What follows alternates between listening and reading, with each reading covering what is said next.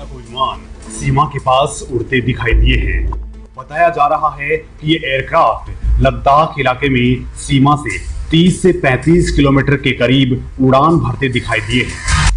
बिस्मिल्लाहिर्रहमानिर्रहीम। अस्सलामुअलैकुम नाज़रीन कराम, अभी आपने भारतीय न्यूज़ चैनल को सुना है कि चीन के लड़ाका तैयारे लद्दाख में 30 से 35 किलोमीटर अंदर दाखिल हो चुके हैं।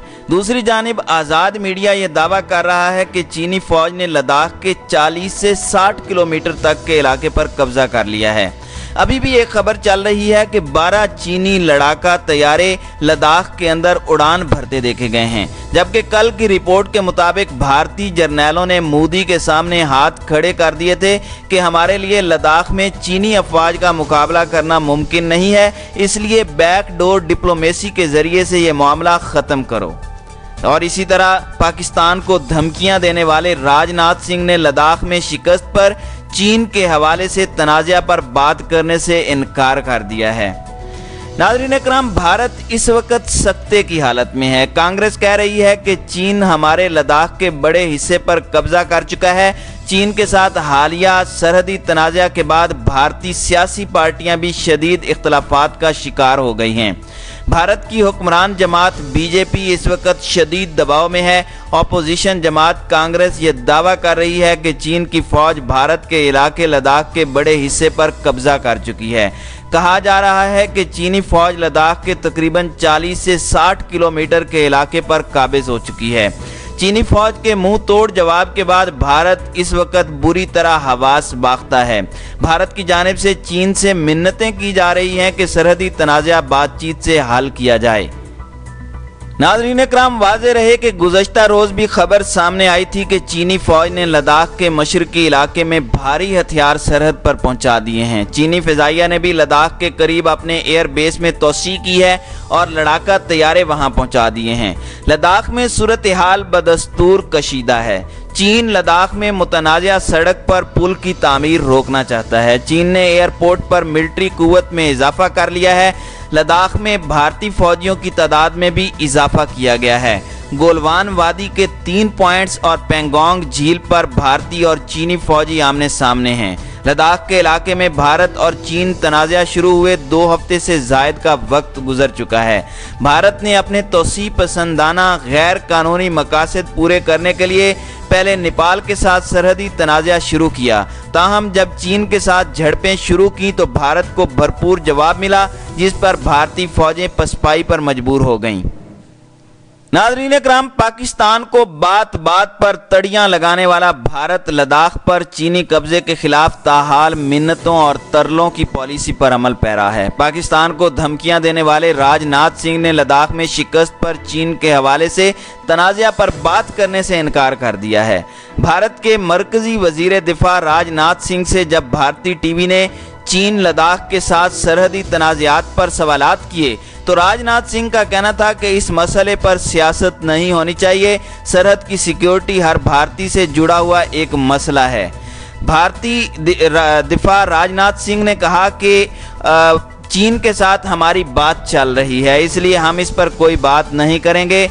हमारे पास चीन से मसला सुलझाने का मैकेनिज्म है, इसलिए हम उसी के हिसाब से मसले सुलझाने की कोशिश में लगे हुए हैं। नेपाल के साथ जारी कशीदगी पर भारतीय वजीर दिफा राजनाथ सिंह का कहना था कि नेपाल को हम अपने छोटे भाई की तरह मानते हैं और एक घर में 2 भाइयों के दरमियान लड़ाई होती रहती है, लेकिन हम किसी से रिश्ते नहीं तोड़ सकते। अमरीकी सदर डोनाल्ड ट्रंप की जानिब से चीन के साथ सालसी के बयान पर राजनाथ सिंह का कहना था कि भारत चीन के साथ बात कर रहा है, हम किसी के सामने झुकने वाले नहीं, जल्द मसला हल हो जाएगा।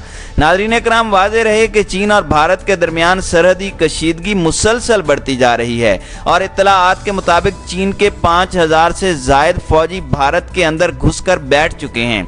ज़राए के मुताबिक सी पैक को अमरीका और भारत से खतरा, चीनी तैयारे और हेलीकॉप्टर्स लद्दाख इसीलिए पहुंचे हैं। चीन ने माउंट एवरेस्ट पर फौजें उतारी हैं। ज़राए का ये भी कहना है कि गैल्वन नदी यानी लद्दाख समेत 3 मुख्तलिफ मकामात पर भारतीय अफवाज 40 किलोमीटर तक LAC से आगे मोर्चा बंद हो चुकी हैं। लद्दाख में चीन ने भारत को नाकों चने चबवाए हैं। भारत के मुतअद्दिद फौजी भी गिरफ्तार हुए हैं। अक्सर ने भागकर जान बचाई है।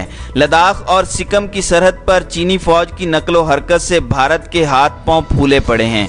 भारतीय मीडिया के मुताबिक चीनी फौज ज़ेरे ज़मीन बंकर्स बनाने में मसरूफ है, जबकि कुछ भारतीय फौजियों को गिरफ्तार कर लिया गया है, जबकि बड़ी तादाद में भारतीय फौजियों ने भागकर जान बचाई है। नाज़रीन इकराम, इसी तरह भारतीय फौज के रिटायर्ड जनरल ने चीनी फौज के हाथों भारतीय फौज की शर्मनाक शिकस्त के बाद एक साइड से मूंछ कटवा ली है। ऐसा समाजी राब्ते की वेबसाइट ट्विटर पर एक सारिफ ने जनरल बख्शी की एक तस्वीर शेयर करते हुए कहा है कि तस्वीर में देखा जा सकता है कि जनरल बख्शी की एक साइड की मूंछ नहीं है, कटी हुई है, जबकि दूसरी साइड की मूंछ उसी तरह है। ट्विटर पर चीनी फौज की जानिब से भारतीय फौज को भगाने के बाद से भारतीय फौज का खूब मजाक उड़ाया जा रहा है। कहीं भारतीय फौज को चीनी फौज की जानिब से लात का तोहफा दिखाया जा रहा है, तो कहीं जनरल बख्शी की मूंछ दिखाई जा रही है। एक सारिफ ने लिखा कि भारतीय मेजर जनरल जीडी बख्शी ने भारतीय फौज को चीनी फौज के सामने सरेंडर करने पर अपनी मूंछ एक तरफ से उड़ा दी है। क्या नमूने हैं ये लोग, सोच लें ऐसी फौज है भारत की। एक और सारिफ ने लिखा कि जनरल बख्शी, इंशाअल्लाह जब पाकिस्तान से मुकाबला होगा तो तेरी दूसरी तरफ वाली मूंछ भी मुंडवानी पड़ेगी।